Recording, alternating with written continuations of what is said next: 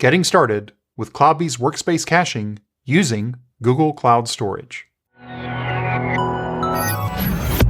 Here's today's starting point. I have a CloudBees CI client controller version 2.440.1.3. Now with this version, support for CloudBees Workspace Caching using Google Cloud Storage was introduced. So for this video, I'm going to be walking you through how to set that up. Now, if you've not reviewed the documentation for Workspace Caching, the link for that documentation is down in the description. And what we can see, we have support for both S3 caching and now Google Cloud Storage. So one of the first things that we're going to need to do is we're going to need to install the plugin to be able to use this service. So let's go ahead and go back over to our controller.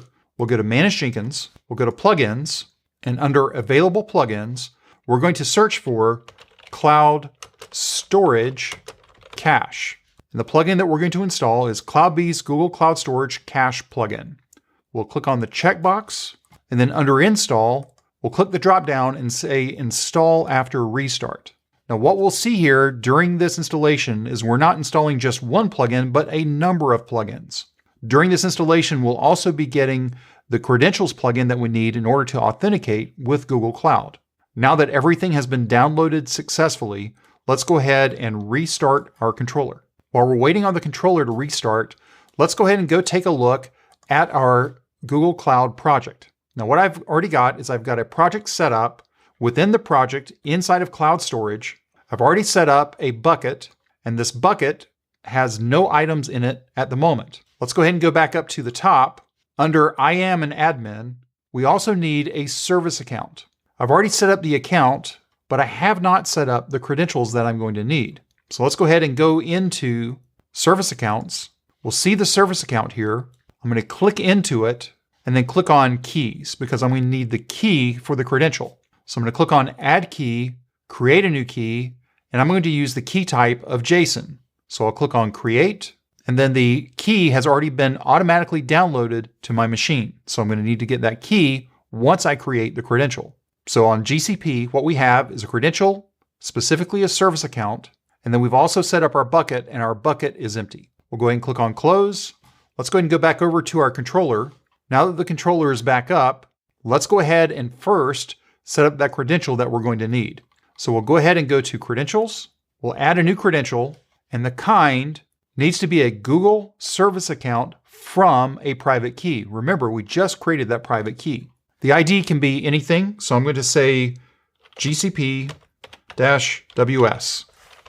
I'm going to give it the same value for the description. Now for the project name, we need to specify the project name. This project name needs to be the same as our Google Cloud project name. So if we go back over here, what we can see is our project name is CB-Workspace-Caching. So I'm going to type CB-Workspace-Caching. And then finally, we need to either upload the JSON key or the P12 key. In our case, we created the JSON key. Let's go ahead and grab that JSON key that was downloaded, and let's create the credential. Now that this credential has been created, we can see that the name for it is CB Workspace Caching. Keep that in mind. Let's go ahead and go back over into Manage Jenkins and go under System. Now under System, let's look for Workspace Caching. For Cache Manager, we are going to select Google Cloud Storage Cache. Now remember that we also have the ability to work with AWS S3, but in this case, I did not install the plugin that was necessary in order to integrate with S3. So in my case, the only integration I expect to see is Google Cloud Storage. Next up, we need to go ahead and select the credential. Well, we just created the credential. We can see that it's CB Workspace Caching. Next up, we need to go ahead and enter in our bucket name. So let's go ahead and go back over to GCP. We'll go to Cloud Storage, and we can see our bucket name is this value. So we'll copy that and put it back into bucket. Now we could enter in a base prefix. Now what that would mean is this string would be used as a prefix for every file path. If we enter it, it has to end in a slash. Now in my case, I've set up this bucket to be used only for this use case. So I don't need to add in a base prefix. There are a couple of other values that we could put under advanced for job include or excludes, but we're not going to test out any of those. But before we do leave this, let's go ahead and click on Test Connection. We can see a testing in the left-hand corner, and then it changed to connected. So that what that tells me is that using the credentials that I provided, I was able to connect up to Google Cloud. So if you've gone through this process and you don't receive a connected message, then you need to go back in and fix whatever problems exist with your credentials. Now that we've done this, let's go ahead and click on Save. Now I've also got a sample pipeline that I'm using for this video. If we take a look at this pipeline, what we're going to see is that we are first off cleaning the workspace. Now I installed the WS Cleanup plugin in order to be able to clean out this workspace. Why am I doing this? I do want to show that we're pulling the cache from GCS as we go through the process. Next up, we're going to check out a repository that is just a simple Spring Boot repository. It's pretty small, not a very big cache, but big enough. What we're going to do is we're going to read in a cache and we're going to give it a name of Maven Cache. You can name it whatever you want. Next up, we're going to do our build, but notice how our build is specified. We're going to give the build step a Maven repo local property, and it's going to be pointing at .maven repo. So when Maven clean install runs, instead of it going into the default .m2 directory, we're saying, hey, for this, put my Maven repo local in this directory. And then finally, once that is successful, once our build is successful, we're going to create the cache, Maven Cache. Remember, we're using a read of Maven Cache in the read. But now this is where we're writing the cache, and we're including everything that exists within Maven repo. Remember, we just saw Maven repo right here at line 24. And then at the very end, we're going to clean the workspace again. So the first time that we run this, we expect it to take a while because we don't have any kind of cache existing. And in fact, if we go ahead and go back over and take a look at our bucket, we go into it, what we don't see, which is what we expect, is we don't see any data in this bucket. So let's go ahead and go back over to our job, click Save, and click on Build Now. Now that the job completed, let's go ahead and take a look at the output of this log file. Let's go ahead and go back up top. And what we'll see is we did our cleanup at the very first step. We did our checkout of the repository.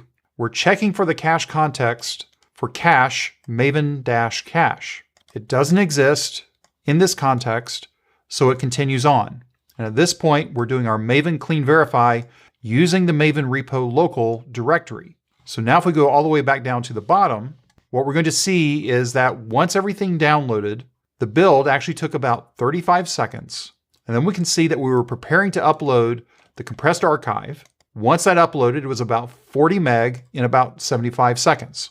And finally, we do our cleanup one more time. If we were to take a look at this in CloudBees Pipeline Explorer, what we'd see on the left-hand side is the clean WS took basically 0 seconds. Our checkout was 11 seconds. Our read cache was about 2 seconds. Again, there was nothing to see there. Our build took almost 2 minutes. And then our very end post took basically no time at all. Now that we have run the job once, let's go over and check out what's happening over in GCS. If we were to refresh our contents here, what we're going to see is we see a folder that's named cache dash and some hash. And if we take a look inside of that, we now see another directory. And then within that directory, we see a file. Notice that it's 46.7 meg.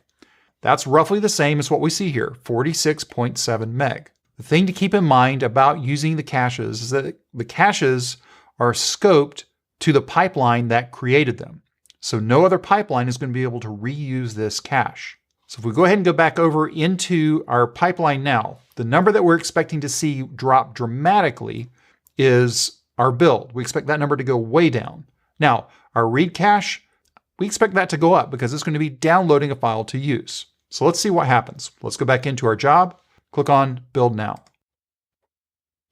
Now that the job completed, what we can see here, if we just scroll back up this time, we don't see that big download again from Maven Central.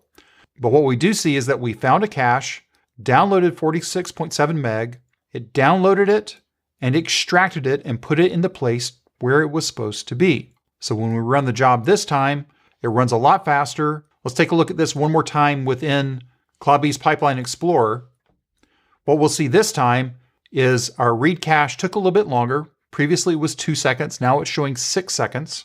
But then our build took a lot less time. Most of that time in this case was actually pushing back up to the cache. What we can see here is by using caching within our pipelines, we're able to speed up our builds. If you have any questions or comments, you can reach out to us on X @CloudBees. If this video was helpful to you, give us a thumbs up. And if you haven't subscribed to CloudBees TV yet, why not? Take a moment, click on that subscribe button, and then ring that bell, and you'll be notified anytime there's new content available on CloudBees TV. Thanks for watching, and we will see you in the next video.